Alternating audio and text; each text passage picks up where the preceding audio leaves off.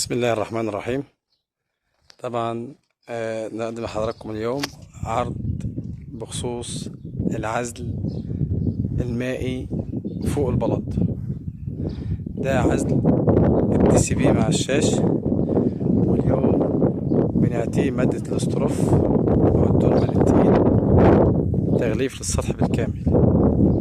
الخطوات: غسلنا السطح بالمياه، بعدين عمل معجون الفواصل تبع البلاط، بعدين بنبدأ نديله نوضع الشاش على السطح، وبعدين نديله مادة الدي سي بي مع الشاش.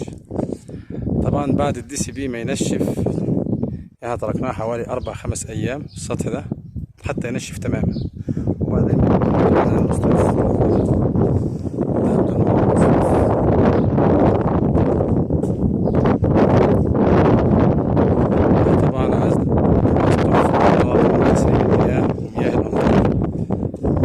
شايفين ده الوجه النهائي. خلاص تمام كده، ده الوجه النهائي للعازل، ده الوجه النهائي عزل الدي سي بي مع الشاش مع الدولمة الاستروف.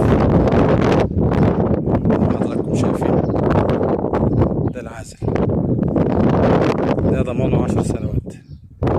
مع حضراتكم مؤسسة ركن الأرض للمقاولات والعوازل، موقع الشفا، رياض.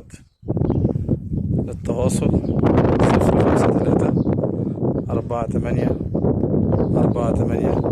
053-48-48-580.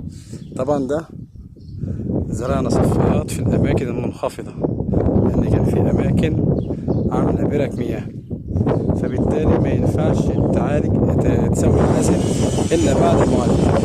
المعالجة لأي مكان فيه انخفاضات لازم يعمل له مزراف زي مكان زي ده.